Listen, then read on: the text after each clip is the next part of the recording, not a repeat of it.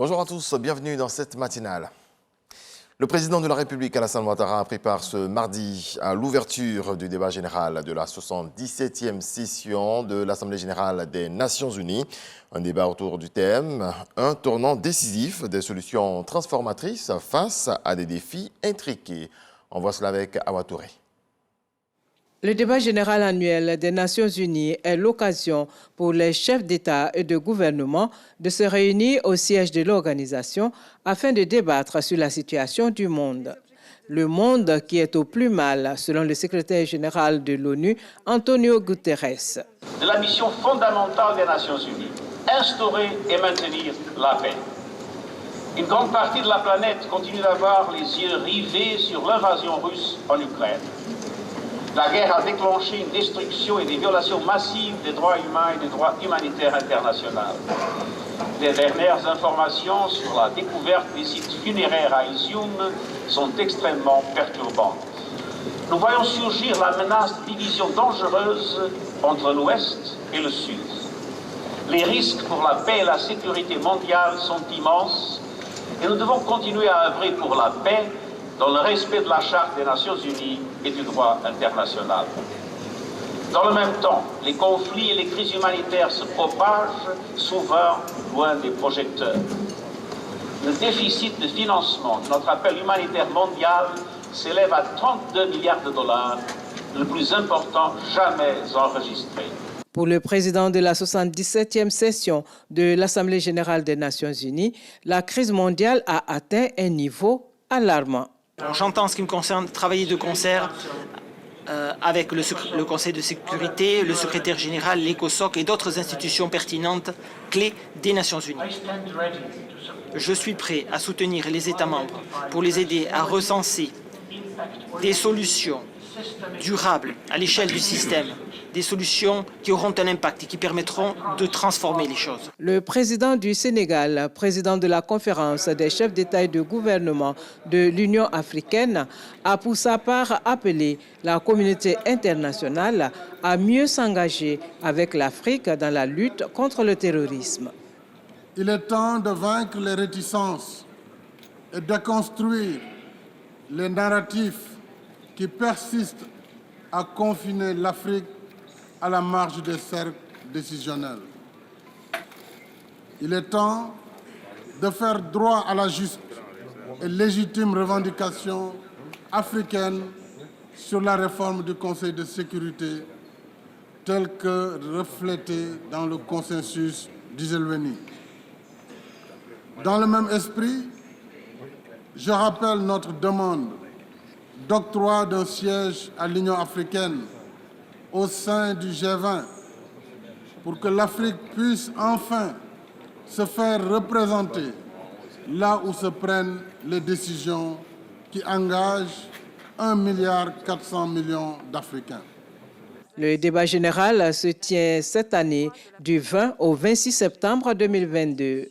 C'est le mercredi 21 septembre que le président de la République, Alassane Ouattara, va présenter à la tribune des Nations unies la vision de la Côte d'Ivoire sur la situation dans le monde et son engagement en faveur des thématiques importantes, notamment la sécurité internationale, les droits de l'homme et les changements climatiques.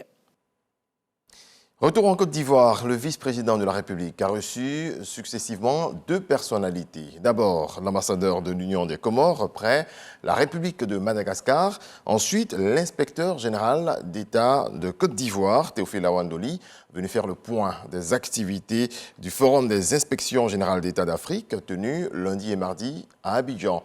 On va cela avec Jérôme Kofi Aboulin. À la tête d'une délégation du FIGE, Forum des inspections générales d'État d'Afrique et institutions assimilées, l'inspecteur général d'État de Côte d'Ivoire, Théophile Awandoli, a été reçu ce mardi par le vice-président de la République, Thiemoko Méliet-Koné. Les échanges ont porté sur les activités du Forum des inspections générales d'État d'Afrique et institutions assimilées qui viennent de se dérouler à Abidjan. Cette rencontre a été ouverte par le vice-président de la République. Nous venons de terminer nos travaux. Il est de bonne loi que nous passions rendre compte au vice-président. Donc nous lui avons fait part un peu de nos décisions, nos résolutions, les recommandations. Et le vice-président, à son tour, nous a prodigué beaucoup de conseils, des pistes qui seront utiles pour mieux redynamiser nos différentes structures dans les pays africains.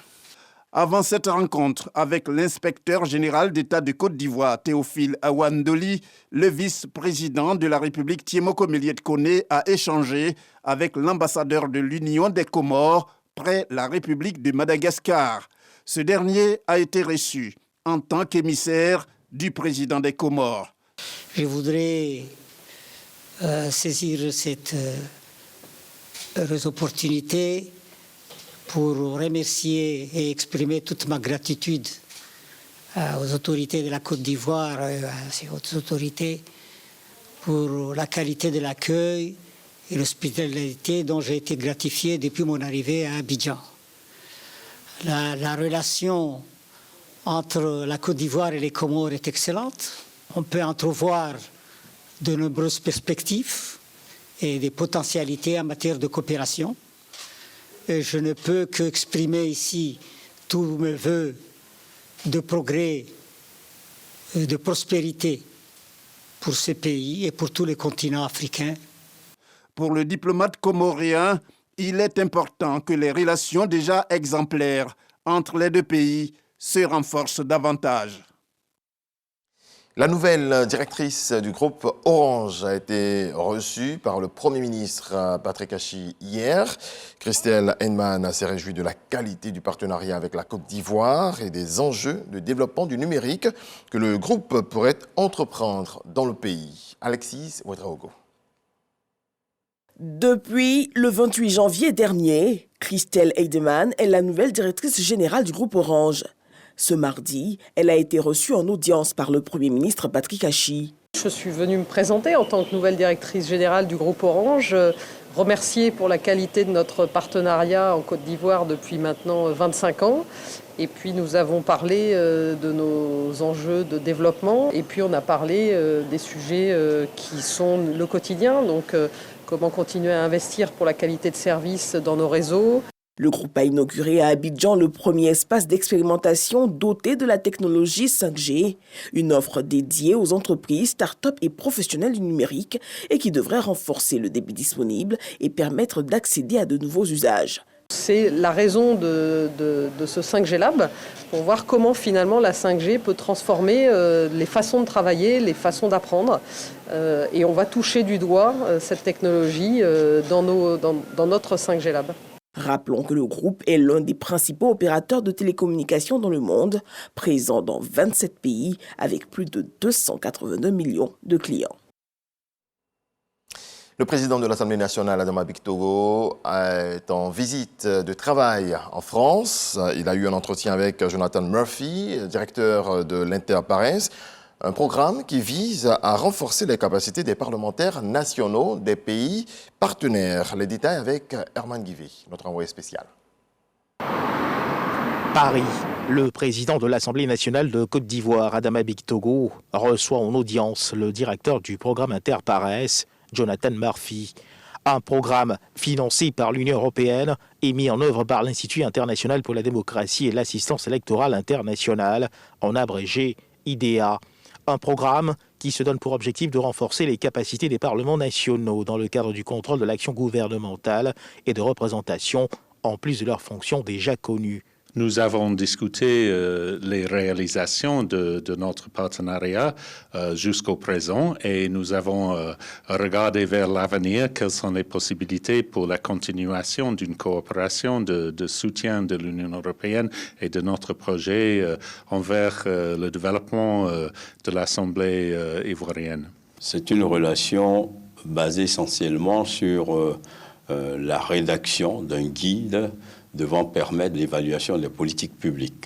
La Côte d'Ivoire devient donc de ce fait la locomotive des pays africains dans le cadre de la mise en œuvre de l'évaluation des politiques publiques. C'est une commission qui a été mise en place l'année dernière en Côte d'Ivoire et c'est une commission qui va donc être renforcée et qui bénéficiera donc de moyens. C'est une nouvelle donne qui est apparue ces dernières années, donc dans les missions parlementaires. Et je me réjouis de cet entretien que je viens d'avoir avec le directeur de PARES, M. Murphy, lequel entretien donc rentre dans la dynamique de renforcement des relations entre le Parlement européen, l'Union européenne et le Parlement de Côte d'Ivoire. Au cours de cette visite de travail qu'il effectue en France, le président de l'Assemblée nationale de Côte d'Ivoire, Adama Bictogo, aura une rencontre avec le président du Sénat français, Gérard Larcher, et la présidente de l'Assemblée nationale française, Madame Yaël Braun-Pivet.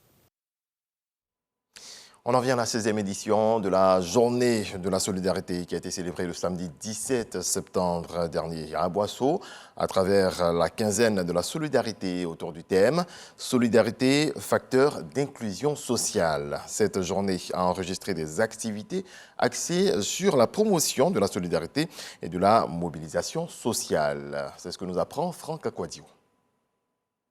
À Boisseau, voici ce qui reste de la modeste demeure de Kofi.